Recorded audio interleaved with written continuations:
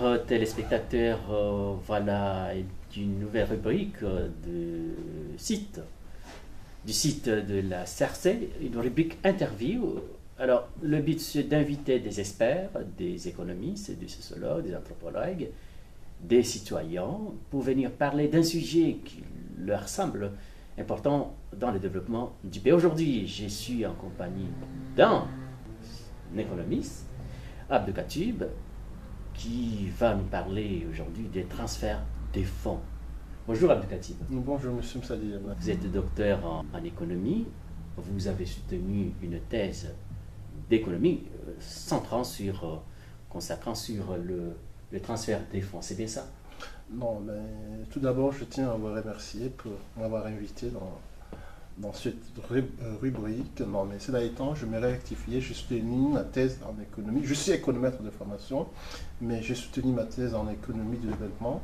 J'ai traité des migrations comoriennes en France et évidemment, j'ai eu à aborder les transferts de fonds des migrants comoriens vers le Comores. Très bien. De Khatib, dans plusieurs pays, notamment le Mali, le Sénégal, la Philippines, l'Israël, l'apport de la diaspora a un impact positif. Dans un article que vous avez publié dans le journal Al-Watan, vous avez souligné deux choses. C'est que l'impact plutôt de cette pratique de transfert des fonds au Comores, il est négatif. Comment expliquer cette contradiction des pratiques des transferts des fonds de la diaspora comorienne, alors que dans d'autres pays, le résultat est plutôt positif? Non, tout d'abord aussi, je m'aimerais rectifier sur certains points. Donc, en fait, mon article, j'ai eu à nuancer sur les transferts de fonds sur l'économie comorienne.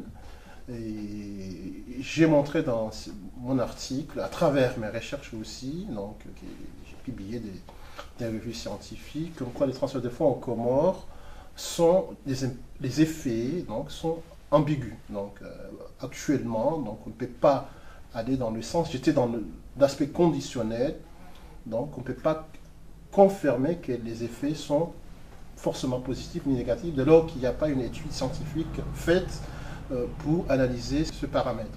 Cela étant, vous avez souligné aussi que sur certains pays, oui, donc les effets des transferts de fonds pourraient avoir des effets, pourraient être positifs, comme ils pourraient être négatifs sur certains pays. Pas forcément les pays que vous avez cités là, donc, mais certains pays, donc par exemple, il y a dans le jargon économique ce qu'on appelle le mal hollandais, le syndrome hollandais, lié à ce phénomène de transfert de fonds, c'est-à-dire l'arrivée des flux financiers pourrait inciter les gens à se reposer sur ces flux, à ne pas chercher à travailler. Donc, moi, dans mon article, j'ai eu un certain parallélisme entre ce qui se passe surtout dans les milieux ruraux de la Grande Comore et l'arrivée des flux de transfert de fonds, parce qu'il s'avère que les transferts de fonds des migrants comoriens sont généralement destinés à la Grande Comore, on estime à plus de 95%, mais surtout dans les milieux ruraux, donc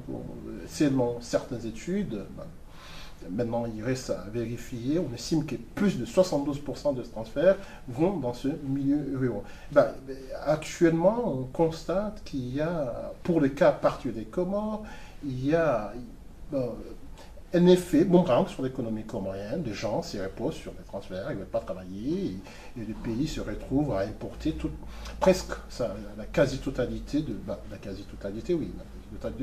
sa consommation, à tel point qu'actuellement, chose qui est rare dans certains pays, la consommation des ménages comoriens dépasse largement le PIB comorien. Donc, ce qui me pousse à croire, mais cela reste à vérifier, que les effets de transfert de fonds des migrants comoriens déstabilisent l'économie comorienne, dans le sens où ça incite les jeunes, ça incite les gens à ne pas travailler et à se reposer sur la peau des migrants.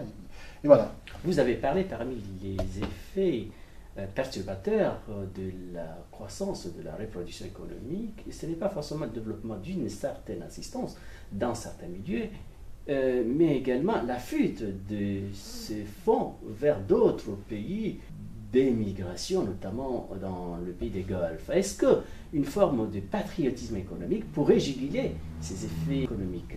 Donc, je ne sais pas exactement ce que vous parlez de patriotisme économique, c'est un mot qui a un aspect, ça connote ça tend à connoter un aspect négatif, parler du patriotisme économique, mais cela étant, certes, il s'est fait, donc même le gouverneur de la Banque centrale est conscient là-dessus que les Comores sont devenus une zone de transit par laquelle ces fonds passent pour aller vers le vrai pays bénéficiaire des fonds des migrants comoriens, à savoir nos partenaires commerciaux, Dubaï,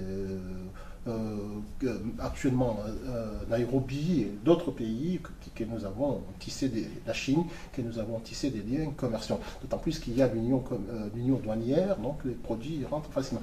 Donc certainement, une politique, je ne peux pas parler de patriotisme économique, mais je parlerai de patriotisme général qui inciterait les décideurs politiques et économiques à s'intéresser de ce fonds, parce qu'actuellement on estime à plus de 59 milliards de francs comoriens. C'est certes, ces fonds-là soutiennent la balance de paiement, ce qui est à hauteur de plus de 80%, constitue l'avoir de la Banque centrale de Comores, qui permet d'assurer les importations, ce qui est important pour un pays qui ne fait que consommer de produits importés. Mais cela étant, donc oui, les autorités politiques, économiques, même religieux, nos partenaires économiques aussi devraient s'intéresser à ce fonds afin que ces fonds jouent un rôle positif pour l'économie comorienne, à savoir relancer l'économie comorienne. Voilà. Est-ce que pour lutter contre cette importation très élevée, faut-il taxer les produits importés pour promouvoir une certaine consommation de produits made in Comores? Certainement, il faut agir. Mais cela étant, il faut agir, mais il faut aussi être prudent parce que les Comores actuellement est membre entier de certaines zones économiques. On ne pourrait pas fixer des taxes comme ça, surtaxer des produits comme ça. Donc ça, il faut... certes, des spécialistes du commerce international pour en parler là-dessus, mais certainement, donc aussi, il y a l'effet inverse. Pourrait en avoir un effet inverse, boomerang, si on essaye de taxer des produits importés, de là que la machine productive comorienne n'arrive pas à satisfaire les besoins des ménages, il y aura forcément une inflation si on essaye de taxer. Donc, ce qu'il fallait faire, à mon sens, il me semble qu'il faut relancer l'économie comorienne. Comment? Voilà, c'est notre débat. Donc, il fallait, ne serait-ce qu'inciter les Comoriens à travailler. Et dans ce sens-là, on pourrait voir comment on pourrait soutenir les biens comoriens. Mais c'est surtaxé, à mon sens, ce n'est pas le monde actuel.